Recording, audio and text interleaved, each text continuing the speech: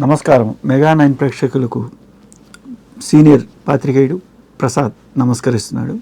ఈ రోజున ఆంధ్రప్రదేశ్లో నూతన ప్రభుత్వం ఏర్పడింది. ఈ కొత్త ప్రభుత్వం సాదాసీదాగా ఏమీ ఏర్పాటు కాలేదు. ఎంతోమంది ప్రజలు ప్రభుత్వం మారాలి, వ్యవస్థ మార్పు రావాలి అని చెప్పినటువంటి కోటి ఆశలతో ఈ ప్రభుత్వానికి తమ మద్దతు ప్రకటించడంతో అపారమైనటువంటి సంఖ్యాబలంతో ఈ ప్రభుత్వం కొలువుదీరింది. ఇక్కడ మనం గమనించాల్సింది ఏంటంటే, గతంలో రాష్ట్ర విభజన జరిగినప్పుడు ఆంధ్రప్రదేశ్లో ఉన్నటువంటి ప్రజలందరూ కూడా భయపడ్డారు. మన భవిష్యత్తు ఏ విధంగా ఉంటుంది, ఎలా ఉండబోతుంది, ఏమవుతుంది, హైదరాబాదుని వదిలేసి వస్తున్నాము, మన రాష్ట్రం యొక్క ఆర్థిక పరిస్థితి ఎలా ఉంటుంది అని చెప్పి ఎంతో భయపడ్డారు.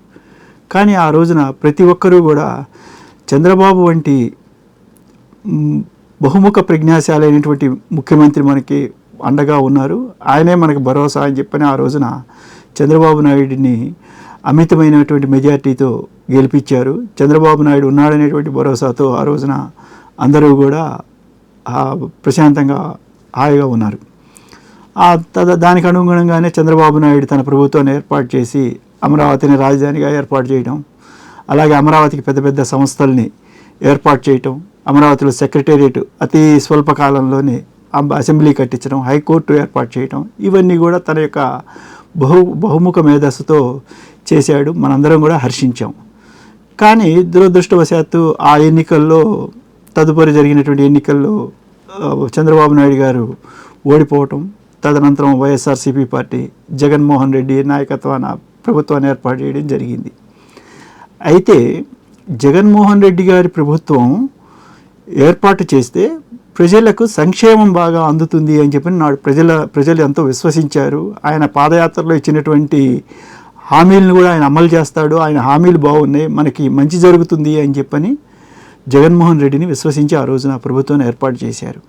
అయితే దురదృష్టం కొద్దీ జగన్మోహన్ రెడ్డి గారు వచ్చి రాగానే, ప్రభుత్వం ఏర్పాటు చేయంగానే ఒక 3-4 రోజుల్లోనే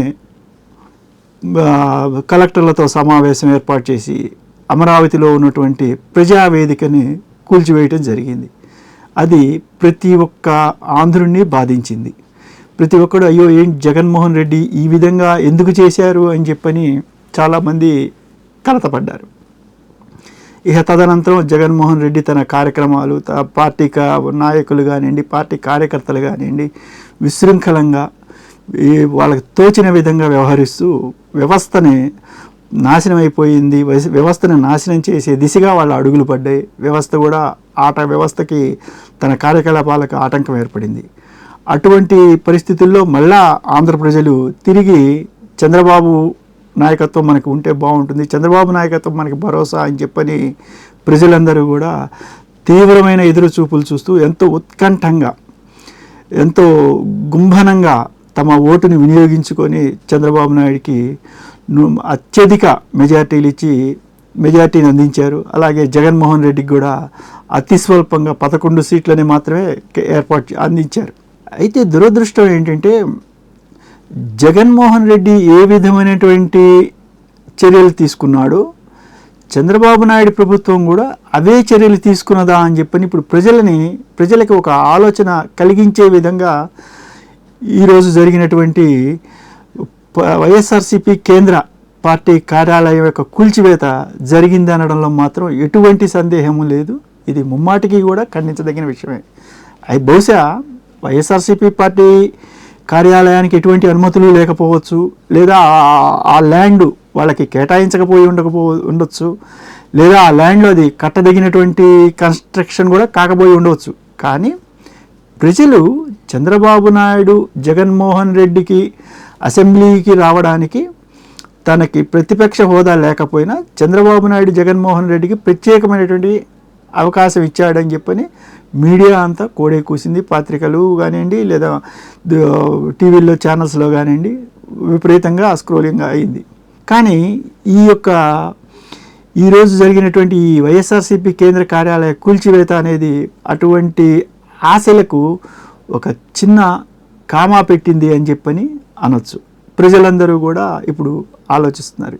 ఏంటి చంద్రబాబు నాయుడు ప్రభుత్వం కూడా తిరిగి ఇదే పద్ధతిలో కక్షపూరితంగా వ్యవహరిస్తుందా? ప్రజల యొక్క తీర్పుని శిరసావహిస్తూ పాలనలోకి వచ్చినటువంటి ప్రభుత్వాలు కానీ పాలకులు కానీ గత ప్రభుత్వాలు చేసినటువంటి కక్షపూరిత విధానాలను దృష్టిలో పెట్టుకోకుండా ప్రజా పాలన ఏ విధంగా చేయాలి, ప్రజలకు ఏ విధమైన సంక్షేమాన్ని అందించాలి, ప్రజల యొక్క అవసరాలను ఏ విధంగా తీర్చాలి అనే దాని మీద దృష్టి పెడుతూ మరింత అభివృద్ధి చెందుతూ యువతకు ఉపాధి అవకాశాలు పోతున్నాయి. అలాగే వాలంటీర్ల వ్యవస్థ ఎంతో తీవ్ర స్థాయిలో ఈ నష్టం చేసింది రాష్ట్రంలో. అలాగే తిరిగి ఆ వ్యవస్థను గాడిలో పెట్టాలని చెప్పని అన్నారు. అలాగే పవన్ కళ్యాణ్ వంటి డైనమిక్ నాయకుడు ఉన్నాడు.